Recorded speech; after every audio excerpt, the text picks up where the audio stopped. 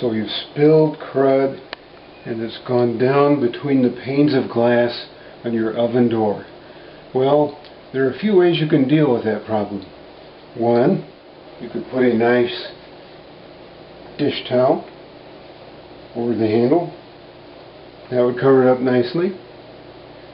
You could buy a new oven, or you can do what we're going to do, and that's take the oven door off and clean the glass. Every oven is probably different, so you'll want to consult your owner's manual, but we'll show you how we're going to do this oven, how it works. First we're going to open the oven door horizontally with the floor.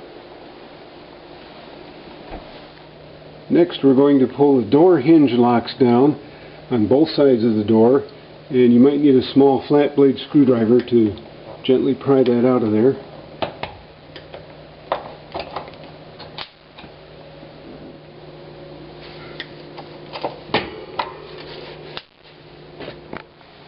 Whatever you do not want to clean the oven door gasket.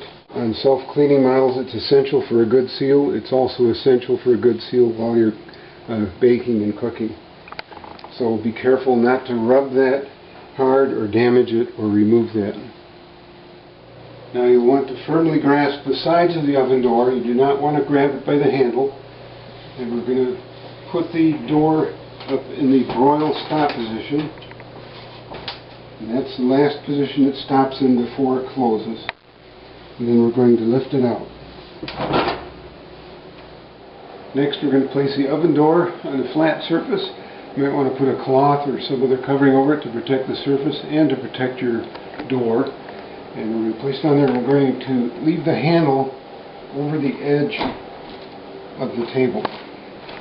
And that will prevent us from, keep us from damaging or cracking that while we're disassembling the door. We're going to remove the two washers and screws that are on the door lining by the hinge area. There's one here, one over here, and then we're also going to remove the screws and washers in the door lining that hold the handle in place. So we'll start with the hinge screws here first. You can use a Phillips screwdriver for this.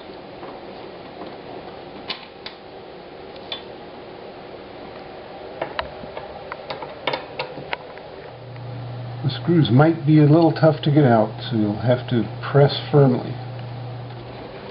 You've got to catch the handle with your other hand so it doesn't fall.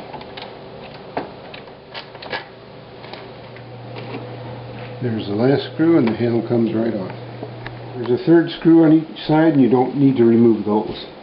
Just the ones that hold the handle in place and the ones near the hinges. Remove 4 screws that hold the door wrapper, the steel door wrapper, that's the painted part that you see when you have the door shut on the oven, to the liner assembly, and that's this dark part inside. This is the liner assembly. There are 4 screws that attach it.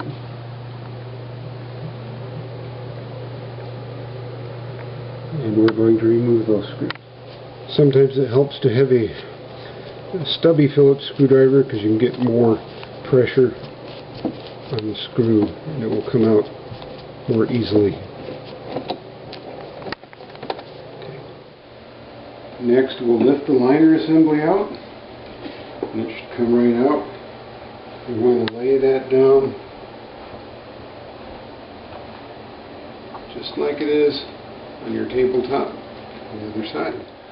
We're going to slide the plastic grillwork off just because it's plastic and it's not secured. While you've got everything apart, you might as well clean everything up with a non-abrasive cleaner. There will be a lot of grease.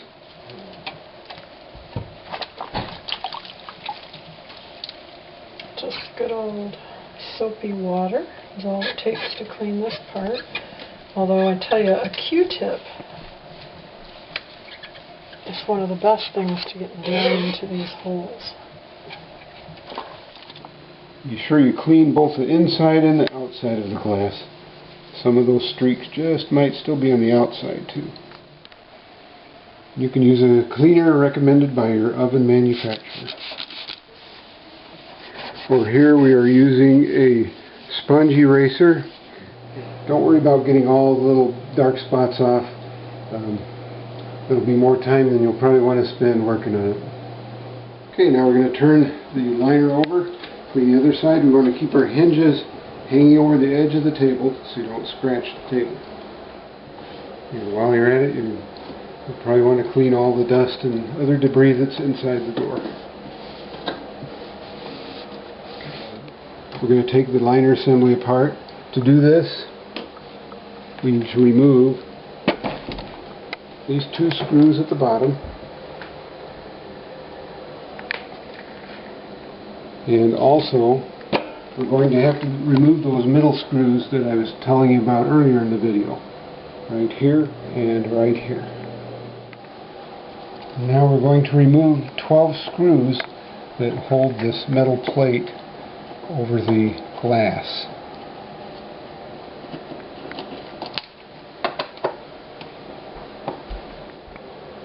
Okay, now we'll lift the metal plate off. Okay, we want to lift the pane of glass out. We want to be careful not to disturb the insulation or touch the insulation. I've got some handy old socks on. Might want to just use a pair of work gloves, work nicely too. And we'll lift that pane of glass out. The stubborn stains come off best with the erase sponge, and then followed by a good microfiber cloth to shine it up. And don't forget to clean the other inside glass. But make sure you don't get any of the insulation wet. Make sure everything's nice and dry. And you pick up the pane again with your old socks or work gloves, and you'll drop that pane of glass back in the slot exactly the same way that you took it out, being careful not to disturb the insulation. And we'll drop the metal plate right back in there, the same position that you removed it. When the metal plate snaps into place, you have to make sure it's snapped in properly and that your holes align properly, and then we'll screw it back into place.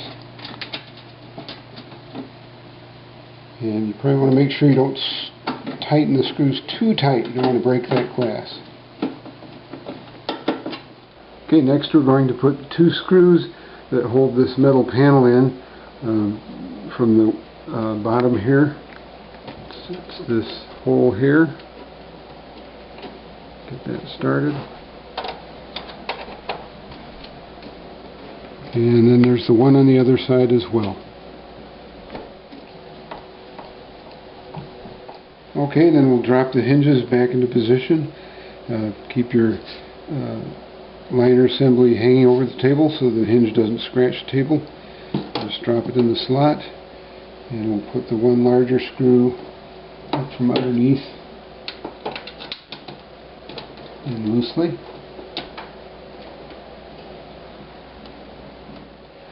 And we drop the other hinge in place and put the large screw in loosely up here. Then we're going to put in the second screw that holds the hinge assembly in place. Then we'll take the door off the table and tighten those. And then we'll tighten the screws to the hinges from the other side.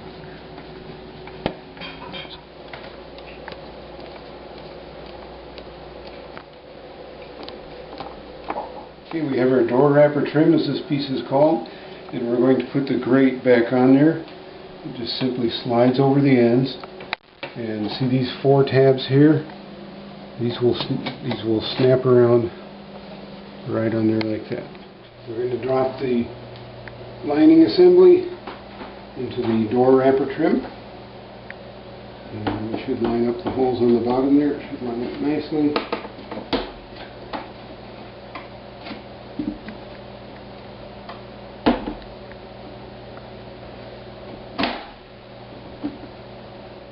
We're going to screw the door wrapper trim, that's the painted section here, to the liner assembly with these four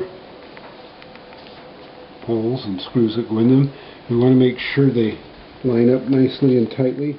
And once we get the screws started, we can just tighten them up.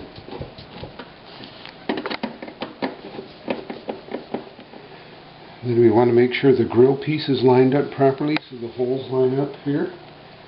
so we can screw our handle back in place.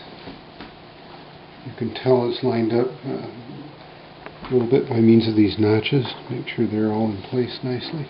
Place the handle underneath here, and we'll have to drop the screws on this side. Kind of feel our way down there. And once we have the door handle threads lined up with the screws, we can just go ahead and tighten those up.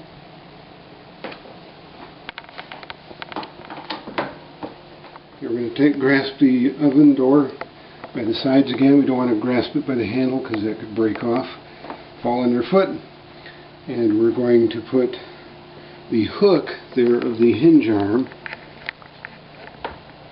and put that slot, they call that the hook, into this piece right here called the roller pin.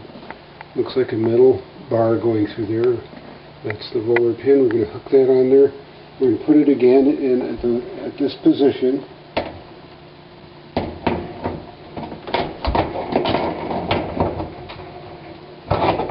Make sure we have both hinges in. And we're going to bring this down horizontal again with the floor. Now we're going to push both door hinge locks again back up.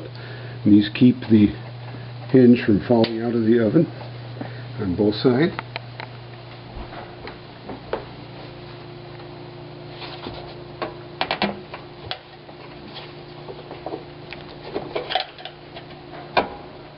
Then we'll close the oven door. And wow, look at that nice clean oven window glass. Isn't that beautiful?